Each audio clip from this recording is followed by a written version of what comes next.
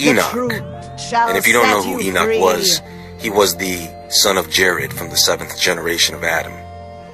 Enoch, or Enoch in Hebrew, was the father of Methuselah and the great-grandfather of Noah.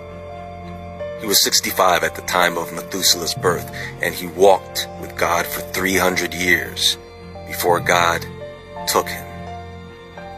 Now Enoch wrote this book sometime after the birth of his grandson Lamech and before the birth of his great-grandson Noah. And it was written for 2 reasons. 1, to save his family from the great flood, and 2, because the Watchers instructed him to. The Watchers. You see, no one knows how many angels there are, but there are many, and they all had jobs. The managers of the universe. And as the population of human beings began to increase significantly, several of these angelic beings began to take notice of something. The men of the earth had daughters, beautiful women, and these angels desired them. They desired children. They communicated to each other plans to take human wives for themselves. And so according to Enoch, it was Semyaza, the leader of these angels, that said, "Listen, I know that you all do not want to do this because of the consequences you will have to face, but I am going to take the responsibility for your actions." And this total of 200 angels swore an oath. They all agreed to a bond with each other that they could not break. And so they proceeded to take wives, 1 each.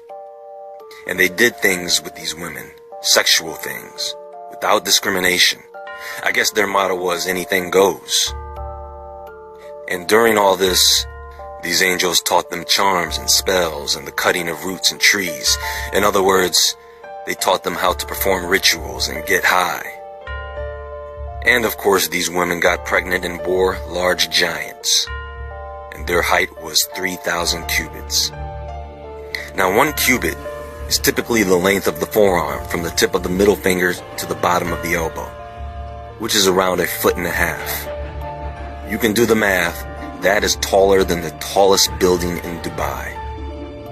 See, these angels that descended to earth wanted to control man. They wanted their own kingdoms, which they had and still have today. They wanted to have their own lineage. Understand that their sons, the Nephilim, these things have to eat. And man and all his hard work and efforts could not sustain them. So the giants turned on man in order to devour them.